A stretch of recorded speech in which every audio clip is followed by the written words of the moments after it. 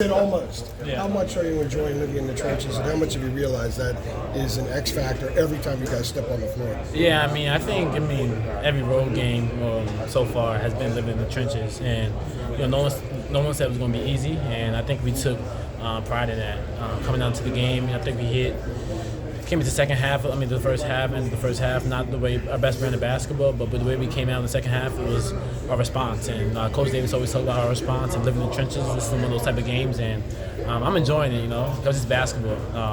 They're not always going to be pretty, not always going to be blowout games, and I think those type of games, like today's game, prepares you for what's to happen in March, because all of March games are living in the trenches. I know ideally you'd like to cruise every game, but you guys hadn't had a game in a while where in the last minute you had crucial possessions. How much did you need that today? It was good just to see where we're at when it's crucial time and when the game is on the line, because that's what's going to happen in the postseason. So I'm glad we was able to keep our composure. Took care of the ball. We got stops when it was needed. I know it was a 2-point game with like a minute left, and I was able to make a play. So little things like that will help us in the long run. What does in the trenches mean to you? Just doing everything, do all the little things. Not show up in the stat sheets, being the first to the ball, throwing the first punch, setting the tone, being aggressive. Those are all the qualities that's needed to live in the trenches. And one thing about it, it's not going to look pretty. It's not going to always, be open jump shots. It's always going to be, see who can battle for out rebound each other, or who could get to the loose ball, or who could turn the team over. So little stuff like that. Is an example that about 2 minutes left, there was a loose ball over in the corner opposite the bench, and you and a Florida State player went over there. Right. You got a hand on it. I think it went off in the out of bounds. Is that an example of living in the, remember what player I'm talking about? Right on our side or the other side? It was on the FSU side. Yeah. It was right in front of. You did. You tipped it to Cormac. I tipped it to Cormac. Yeah, I tipped it to Cormac. Yeah. Is that an example of living in the trenches? No, 100%. I saw the ball right before my eyes, and I saw an FSU player trying to go get it, but I knew if I dove to the ball, I was able to get it, be the first one to get us another possession. So little stuff like that, that's living in the trenches. Another question about living in the trenches? No, I'm just playing. What are we doing here? It's football talk. Yeah, it really is. It really is. Can you tell them? Okay, let's. Loud stuff. Come on. People listen. Can you take us through, like you said, the bucket in the lane? Yeah. It's a 2-point game. This place is going bonkers. And you had 5, I think. I think it was Deontay Green. I'd have to go back and look. Right. You had him on you. What did you want to do with that? What did you think you accomplished? And you're able to sort of get him to, scoot out of there and score. Well, the play before, I had Deontay Green on me again. And same situation. I was at the top of the key. And I settled. The short, kind of just short, and looked good in my eyes, but landed out short. So I told myself, next possession, I'm just trying to get downhill. My teammates did a good job of spacing out, so I had the ball on the left wing, and I was able to get right into the middle of the paint, which we wanted. And I was able to play off 2, which Coach Lebo and the rest of the coaching staff have been talking about. Play off 2 and get to the bucket and float right over the top. And I think that was working for us. I told myself, every time I see a big, try to get a step back 3, but what was working for us was getting to the paint. So that's what I did. And when you say you settled, sorry, Ara, when you say you settled, that was the step back, right? If I'm remembering right correctly? at the top of the key. Yeah. I think 2 plays right before Elliot. The play right before Elliot drove. Yeah. I shot a 3. Yeah. But now I live with that. What did the last 6 minutes of the first half with Elliot on the bench show you about how important he is to your offense? Yeah, he does a great job of just setting the people up, and also does a great job of being aggressive, getting down in the lane and finish through contact. He's a special player, a special talent, and he's going to be needed well for us the rest of the season. What did you say to Harrison after that block with 29 seconds left? That kind of sealed the game. Yeah, I told him to give me the ball. I wanted to shoot the foul shot. Nah, I'm just kidding, but you got it. Yeah, I did get it. Adding the stats, RJ.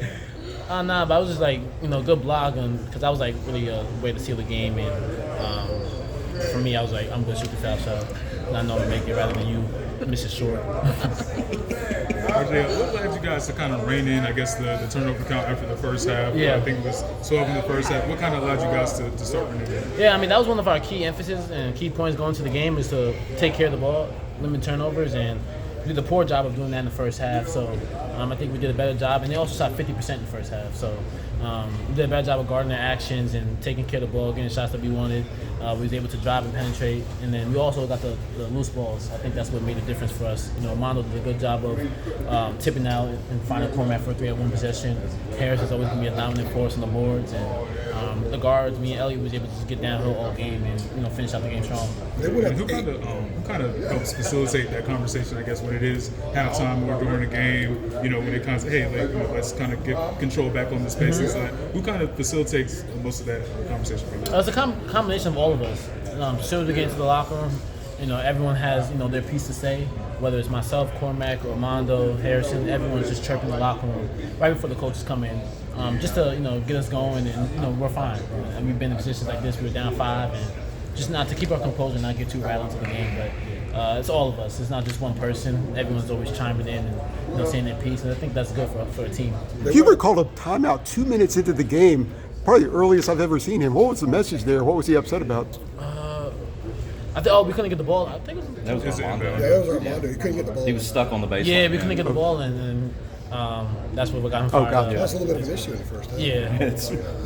They went up 8 early in the second half, and you guys went on a 23-6 run. What was the key to that run? What made that happen? We kept our composure. We was able to get stops, and then when we got stops, we was able to convert. We like to live in transition. I know we missed a couple of easy ones in the first half, but we was able to pick up on that and not put our heads down, always have the next play mentality, and that's what made us go on that run. RJ, what is it? It's been a pretty good week. Yeah. You had the career high the other night, the huge second half, and what was it, 24 points today? And, these moments, what about you, the player you've become, is allowing you to sort of deliver in these moments? And it looks like you want, these moments. You know what I'm saying? Yeah, like you're not 100%. shying away from them. Right. I think it all came with experience and maturity. Me being the senior and kind of seeing everything from freshman year up to now, being in different situations, I know how to take advantage of the game or whatever the game calls for. It's all about game planning and managing. And I think I put a lot of hard work and trust in my work and my confidence into the season. Into the season for me to live up to these moments and take control of the ball, take control of the game. And I'm just, this is nothing new to me because I prepared myself for it. So I think it came with experience and confidence. My advantage as much as I could because we would get switches on like big men, like 4 or 5s. I felt like I was faster than them and they couldn't stay in front of me. I think you're turning up the aggression level on offense more and more every game. How are you doing that? I'm just getting more confident in myself and I'm figuring out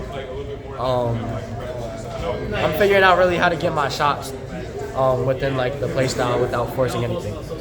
Take us through that confidence process where you looks to me like you're starting to recognize that nobody can really stop you off the field, especially when they're switching like crazy like they were.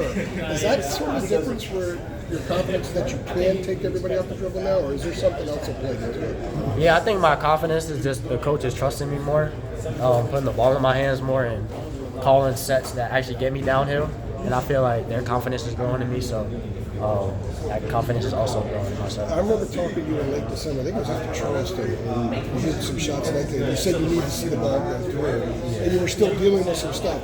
Is it starting to feel now out there like it did before you got here? Yeah, it's definitely starting to come back to me, and I definitely feel like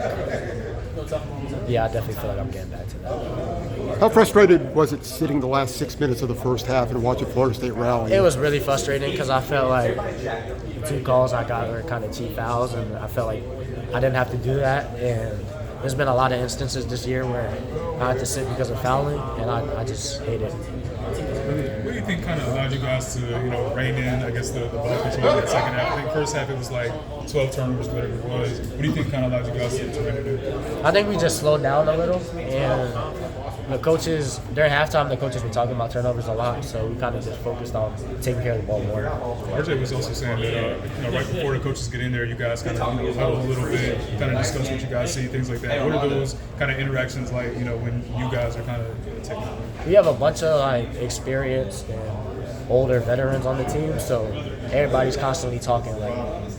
I'm talking because I'm the point guard. Mondo, Cormac, RJ Harrison, they all been playing college for a long time. And they're just great leaders, and I feel like every single one of them could be a leader. So they're just talking a lot. Does Harrison ever amaze you at the rebounds he gets and just the dirtiness, the dirty way he plays? Not bad dirty, but kind of a good dirty out there on the floor. Yeah, I think it amazed me like early in the year, but he's been doing that every day in practice, every game. So it's kind of something I expect from him now. It seems like we're getting to a point where almost every game he gets a rebound. Like, damn, he got that rebound. Yeah. It one-ups maybe his best rebound from the game before. Yeah, for sure. Yeah. You got to the point where you almost don't expect to turn the ball over. You had a turnover in the second half, and you kind of put your head on your head, hand on your head, and kind of looked frustrated. Yeah, I felt like my teammate was wide open, and my man deflected the ball, and I felt like that was like a really bad time for me to turn the ball over. So I was kind of mad and upset. RJ made some big plays down the stretch, but so did you. How important is it to have a veteran teammate like that to kind of to look at when you're in those positions? Yeah, I'm a freshman, so I'm constantly trying to learn from all my teammates, and RJ's a great influence on me. So to see how poised he is, to see him making all these shots down the stretch, just shows me the level that I want to be at. So maybe next year I could be exactly like him. Yeah. Elliot, along those same lines, what do you think it is about this team, the guys in this group, that allows y'all to come into places like this where it gets jacked up and nuts and you know, not lose your cool? Like, what is it about this group and that makeup? I think we all trust each other. We all know how good everybody is, so we just have a lot of confidence in ourselves. We feel like we got a lot of good players off the bench. We got our starters are all. Everybody's like really, really elite. So we're just always calm and we're always just confident that we're gonna end up winning the game because we feel like there's not a team better than us in the country. What went into the choice to go no sleeves today? Yeah, good question. The shirt that I packed was kind of too tight, and I didn't like it, so I went no sleeves. And I've been, I think I'm gonna do it more because I kind of like it. It's kind of comfortable. Go back to Adam's So you put the shirt on here, a little too snug. Were you out there like trying to warm up with it? Yeah, I put the shirt on and I was warming up and I didn't like it, so I just took it. I know it's hard hitting journalism. Well, it is. Going back to what he was asking about keeping your composure in an environment like this, people's been talking a lot lately about you guys living in the trenches. Does that, if you're living in the trenches, is it easier to block everything out so you're not really affected by the environment because you're so dialed in? Is that what that means? Yeah, we're just focused on doing like the little things, like that's the trenches, the little things, and we're just so focused on that. We don't really hear all these fans, and we played in crazy arenas, and I'm kind of used to it. I know my teammates are used to it because they've been doing this for years, but I kind of started to get used to it. Yeah, I remember you said back in November you hadn't played in front of a big crowd before, so this was all kind of a first for you. So I would imagine for you adjusting to that has been huge for your game, and maybe coincides with the way you've been playing. Yeah, I think I was wrong about that. It doesn't really affect me. Who started calling it the trenches, and what does that mean to you? The what? Who started calling it the trenches, and what does that mean Coach to you? Hubert started calling. When? You said when? When, yeah. Like during the beginning of the year. And for me, it just means to play hard and just do the little things that he asks us to do. Elliot, when a team like Florida State that switches everything, when you're out there and you get a bigger dude that switched onto you, I know all those guys are long, but you had some bigs, like some 6'10" guys that you sort of put on skates today. Like, when you get that switch, is there sort of a checklist that you're going through when you're sizing him up? Or like, when that happens, what are you like mentally processing before you make your moves and stuff? I think everybody, my whole team and the coaching staff has confidence in me that I can make a play if a big man is guarding me. So I just feel like because Florida State is like denying, it just opens the court up way more. And since I just brought that up about a month ago, I think the first time we've heard it, and it has become a big part of who you guys are. What does that mean to you to be living in the trenches of the court? You know, that's just everything. That's diving the ball, defense, knowing the scouting report, getting rebounds, boxing them out whether you're getting the rebound or not. And really for us, this was a team that was significantly bigger than us at every size. And I feel like, I'm not sure if we won the rebounding more, but I feel like we did. In order to go on the road and win in all these raucous atmospheres, appear unfazed by it. Elliot said part of living in the trenches is that you block that stuff out because you're so embedded in the game. Is that accurate? 100%. I mean, going on the road, especially against a good team like Florida State, who switches everything, plays a little unorthodox, we knew it was going to be a tough game. We knew it was going to be a close game. The first time we played them at our place, it was a really good game. They were up 15 at half, made a run in the second half, and we came back. But, coming in here, we knew that we were going to have to be physical, rebound the ball, and just be the more physical team. Is the wrist looking good, feeling good now? Yes, sir. It's getting better. It's getting better every Do you day. have a different tape job or something? Yeah, I put tape on it because it helps me. I don't even know, but it felt better with tape on, so I just put tape on. It looked like it was different tape. You hadn't worn tape in a while, right? No, sir. Been No, about sir. 5 or 6 games? Yeah, about 5 games. It looked like a different kind of tape. Yes, sir. Thick. It was way thinner because it doesn't really hurt as much anymore, but the tape definitely helps because I'm right at the end of my healing stage, and it helps me kind of get past that. How much did those early threes kind of help too? A lot. a lot. Just with the mental to not think about the wrist, just play the game. Harrison, can you take us through that block you had at the end there? RJ obviously had the pull up to make it 4, then you get the block. Can you kind of take us through that a little bit? No, for me, it's just trying to be the all-around player. I know we're small ball, the 4, small ball 4. I know that we have little guards, so teams are going to try to drive, teams are going to try to post up, trying to be the weak side guy, providing the weak side protection. And I know I can jump pretty well, especially up 2 feet. Despite providing the weak side protection, I knew that the number 2 was it Elliot or RJ? It was, you talking about for the block. When I got the block. Oh, I think that was he driving RJ? I don't know. It was Elliot or RJ. So I knew he was going to drive. I knew he was going to spin. I watched the film. I know his game. I knew he was going to spin, try to get to a little lefty leg. So I timed it up. Blocked. I think it might have been RJ because he was trying to post him earlier. Right. Remember that time he spun and you smacked it out of there? Right. Yeah, I so think it was might the same have been exact play RJ. they He ran. was right there when the ball came down too. Yes, sir. I think RJ was saying too, he was like calling for the ball like right after that. Do you remember that? He won the free throw. I was like, shoot, take it. Go ahead. Did they talk more smack than anybody? Oh yeah, There's a lot of talk out there. But I love those games. They were talking a lot. They were pushing us, being physical. But those are the games I live for. What happened with Armando and Green there? What was Green saying? I don't know. I mean, they're just talking.